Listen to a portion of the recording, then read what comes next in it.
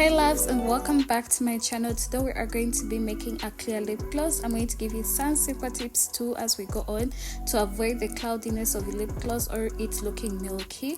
And in case there is a lip gloss shade you would like to see in the comments, in the next video, please comment it down in the comment section, and please don't forget to subscribe.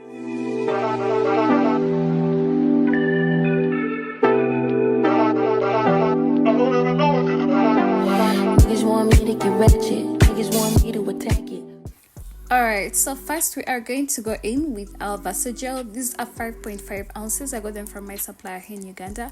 And in case you'd like her details, please just check out my social media handles down below. But you can also get it on TKB Trading or Amazon. They're all available there. And I believe also some other sites, but those are the ones I use.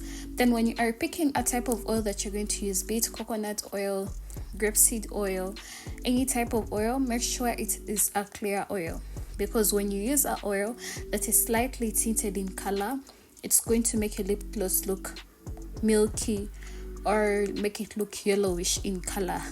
Because if I tell you my first colors of lip gloss had a tint, I am just glad my clients, some of them were so understanding, because the first stock I used to make was mainly for friends and family.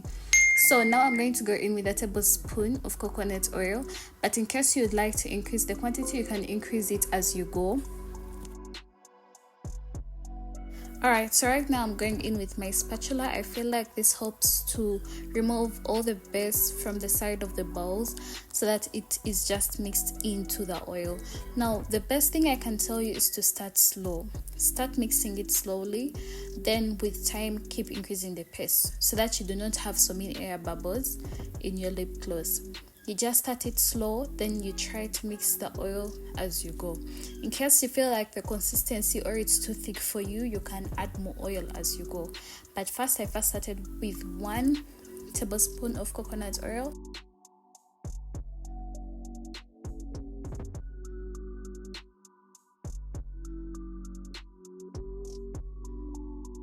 Now I'm going in with another tablespoon of coconut oil.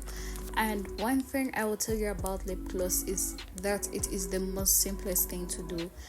The best thing for you to do is to not complicate your formula. Do not add so many things that are going to make it unnecessary for you.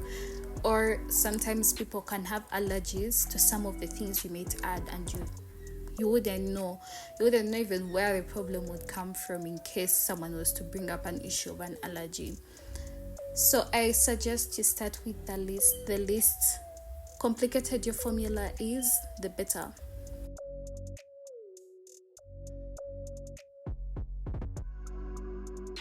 Alright, so at this point I am checking my formula.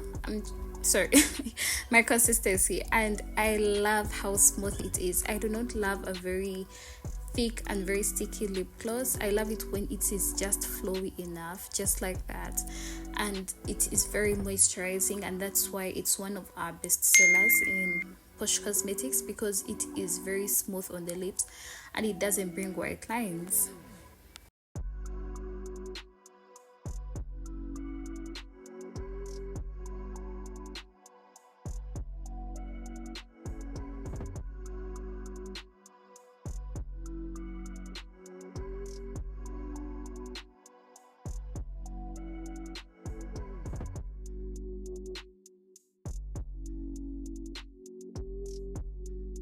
Now I am putting in a few drops of a sweetener so that my lip gloss tastes sweet, but it's not necessary unless you want to, but I like putting it there.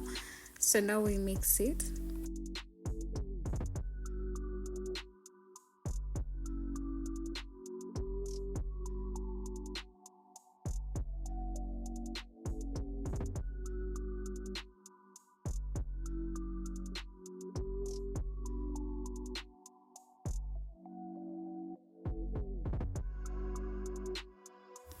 Now we are going in with our flavoring oil. When you are picking a flavoring oil, please pick a flavoring oil that is not tinted with color, because sometimes I find the chocolate is tinted brown, the strawberry sometimes it can appear pink, then sometimes the vanilla can appear either yellowish or clear. It's according to where you buy it from, but please opt for products that are clear. Everything you are putting in a clear lip gloss should be clear.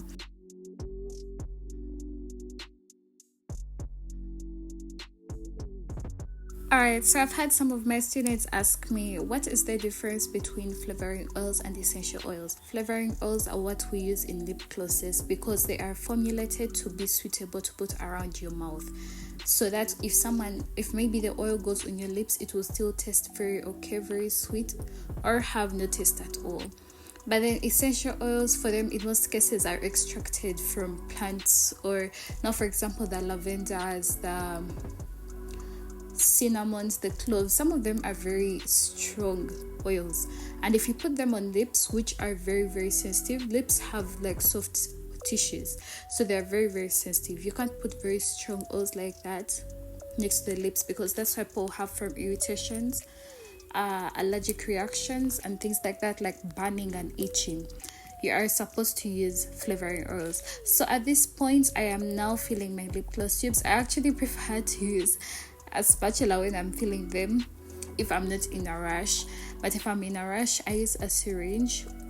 I don't use a pipette unless I'm filling a very long tube, but my tubes are very short, so I just use a syringe or just a spatula.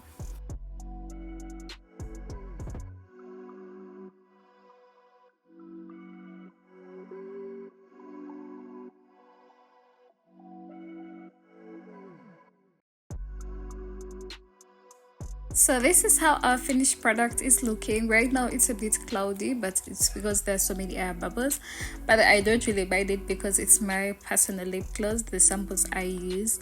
But that's how it's looking, and with time the air bubbles are going to reduce, so you just have to either leave it to settle down before filling, or you fill it and then you just leave them to settle on their own. So now I'm filling in the other tube.